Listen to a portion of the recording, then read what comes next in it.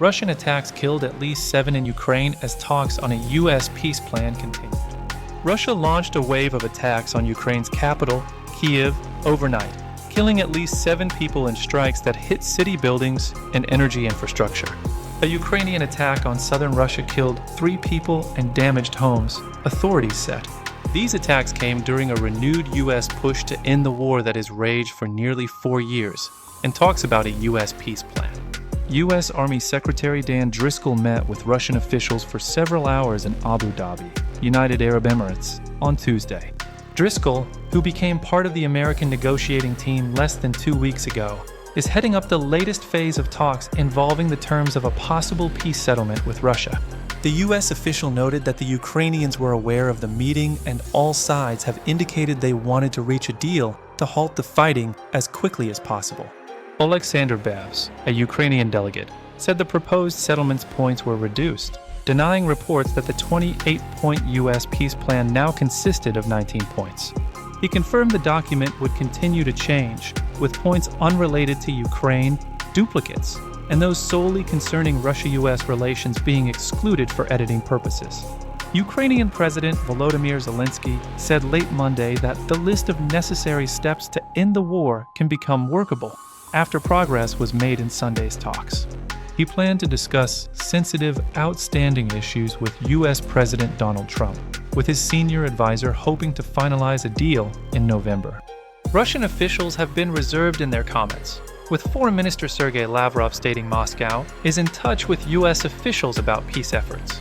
Lavrov added that Moscow expects an interim version of the peace plan after coordination with Europeans and Ukrainians. European leaders have cautioned that the road to peace will be long. Russia fired 22 missiles and over 460 drones at Ukraine overnight, knocking out water, electricity, and heat in parts of Kyiv. Images showed a large fire spreading in a 9-story residential building in Kyiv's eastern Dniprovsky district, with 20 people wounded. The Russian Defense Ministry stated these strikes targeted military-industrial facilities and energy assets in response to Ukrainian attacks on civilian objects in Russia. Lyubov Petrivna, a 90-year-old resident of a damaged building, described how absolutely everything in her apartment was shattered and glass rained down on her. Petrivna expressed deep skepticism, stating she didn't believe in the peace plan and that Russian President Vladimir Putin won't stop until he finishes us off. In a subsequent attack, 4 people were killed and 3 wounded in a strike on a non-residential building in Kyiv's western Svitoshinsky district. Neighboring countries Romania and Moldova reported that a handful of drones violated their airspace, with 1 each landing on their territory.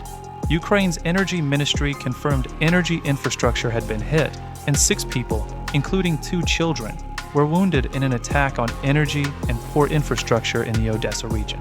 A Ukrainian drone attack on Russia's southern Rostov region killed 3 people and wounded 8 others in Taganrog, near the border.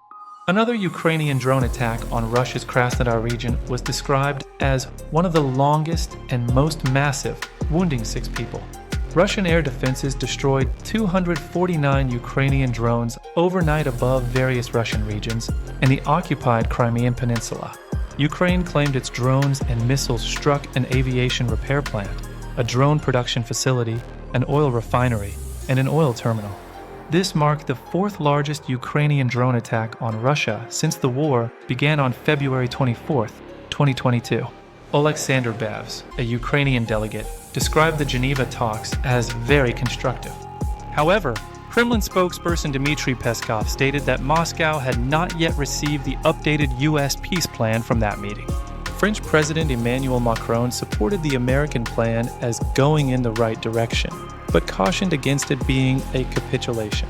Macron stressed the need for robust security guarantees for Ukraine and Europe, warning against enabling Russia to renew hostilities. European leaders generally caution that the road to peace will be long and complex.